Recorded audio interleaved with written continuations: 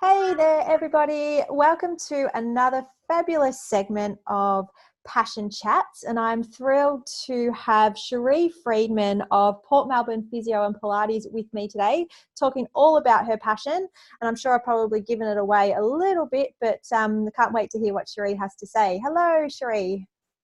Hi everyone. Thanks so much for coming along to chat with me and chat with the Find Your Passion Day community. I hope you are great today. Excellent. So, as I do with all of my passion chats, I love to kick off with understanding what your passion does for you and how it makes you feel. Okay, so I guess in one word, fulfilled and happy. Yeah, that's great. So, what is your passion, if I haven't given it away already? Yeah, so my passion would be helping people rehabilitate from injuries and achieve their health and fitness goals. Yeah, nice one. So, do you want to tell us a little bit about how you do that? Yeah, so I'm a physiotherapist. I work with a wide range of clients, but a lot of sports people, a lot of people that injured themselves and want to return to sport or just return to activities that they enjoy doing. And just people that want to be able to return to living a healthy lifestyle and having injuries puts a halt on that. Yeah, nice. And so tell me, what's it like when you get a client come in and, they're either injured or they can't perform as they would love to in life? How does it make you feel working with them through that process to then come out the other side? Yeah, well, people often come in very despondent and frustrated if they're injured and they can't do what they love. And seeing people return to what they love doing or returning to sport makes them happy and gives me a great sense of achievement. And I love seeing them return to their activities. So, yeah, it's wonderful to see.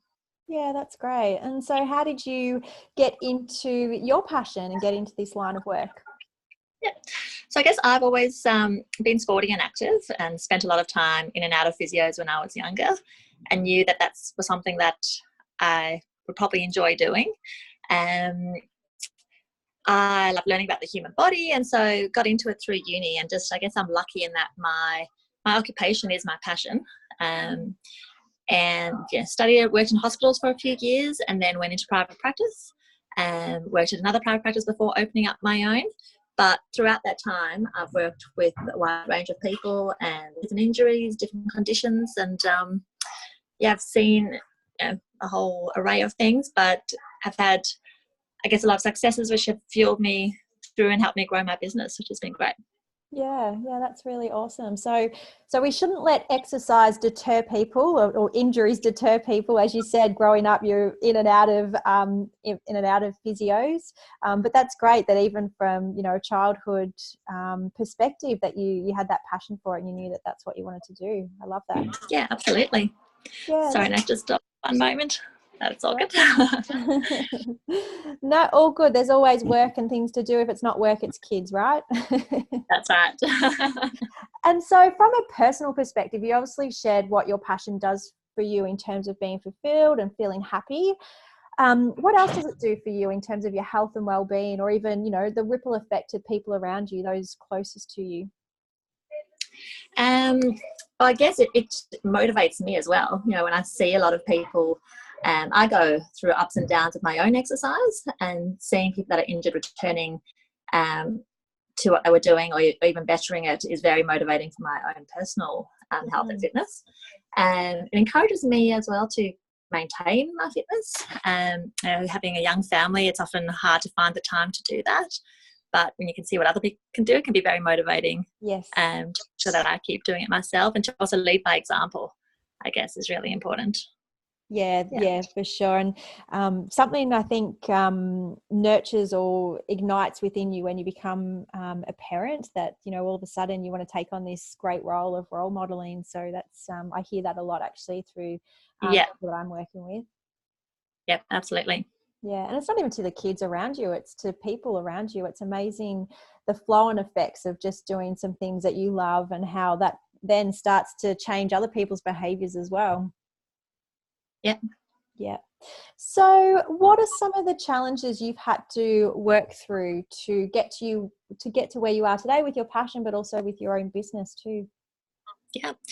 I guess one of the challenges is balancing helping other people and helping them achieve their goals, but also finding time to work on myself and maintain my own health and fitness. You know, when you're busy and you're trying to run a business, sometimes you let yourself drop off, and definitely with family as well, finding the time to do that, you know, to balance running a business, running a family, running a household, and still find time to work on myself.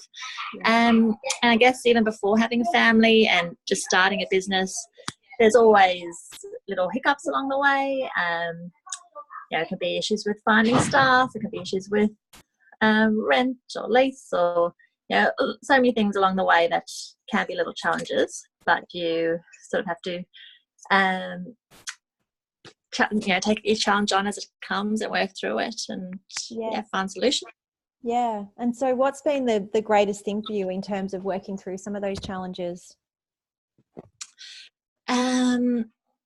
I guess when you can find a solution and find what it is that is limiting you, and once you get over that and you feel that sense of accomplishment as well, then that fuels you to know that, you know, there only are little hiccups, and things work out in the end if you're positive and you work through them.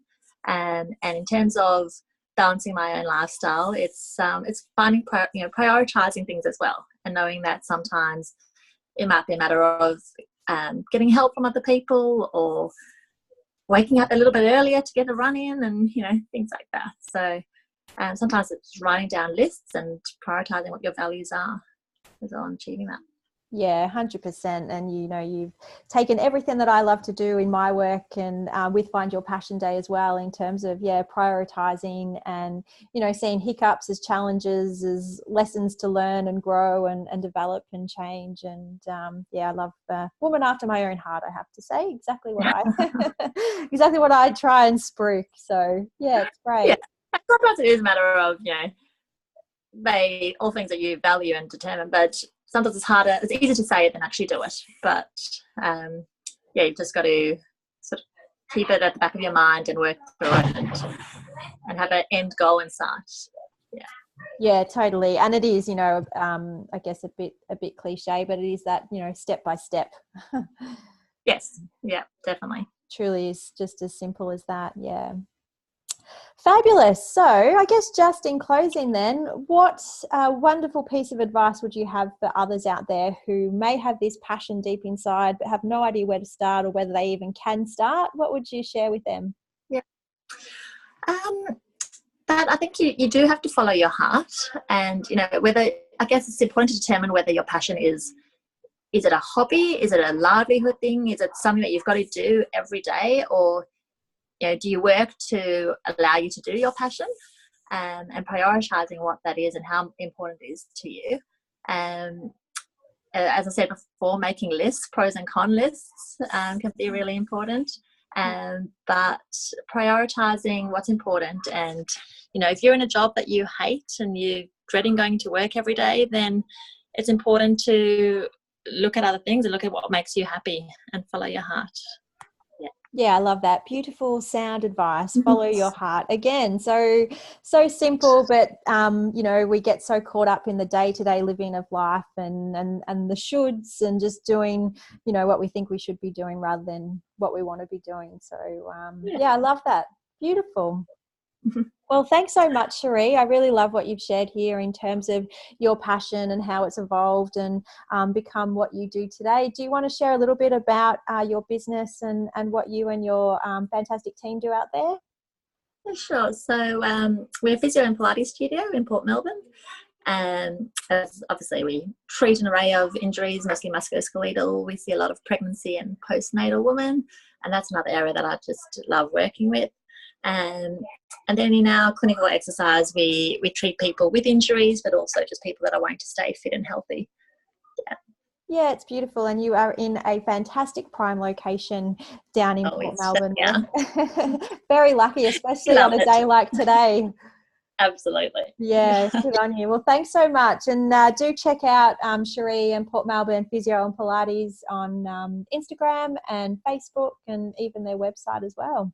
And as Sheree shared, follow your heart and do what makes you feel great. And it's always about, coming back to you and the things that you enjoy. Right. Thanks so much, Thanks, Sheree. Enjoy those views down at Port Melbourne today. Thank you. See you. Bye. Bye.